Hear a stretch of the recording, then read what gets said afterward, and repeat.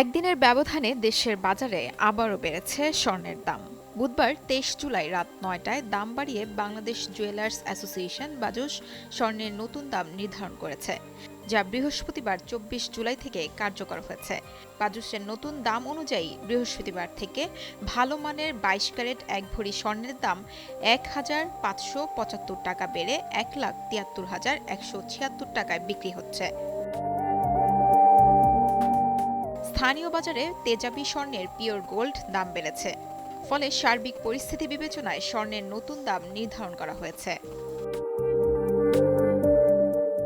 নতুন দাম অনুযায়ী প্রতি ভরি ২১ ক্যারেট স্বর্ণের দাম ১,৬৫,৩০২ টাকা, ১৮ ক্যারেটের দাম ১,৪১,৬৮৩ টাকা ও সনাতন পদ্ধতির প্রতি ভরি স্বর্ণের দাম ১,১৭,২২৩ টাকায় বিক্রি হবে।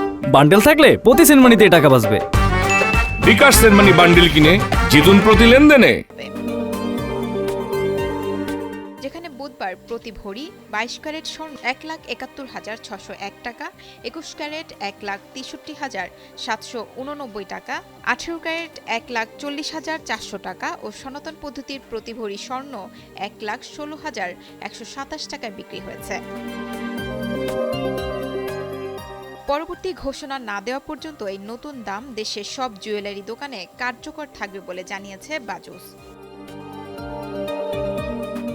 তবে বিক্রয় মূল্যের সঙ্গে সরকার নির্ধারিত ৫% মূল্য সংযোজন কর ও বাজুস নির্ধারিত ন্যূনতম ৬% মজুরি যোগ হবে।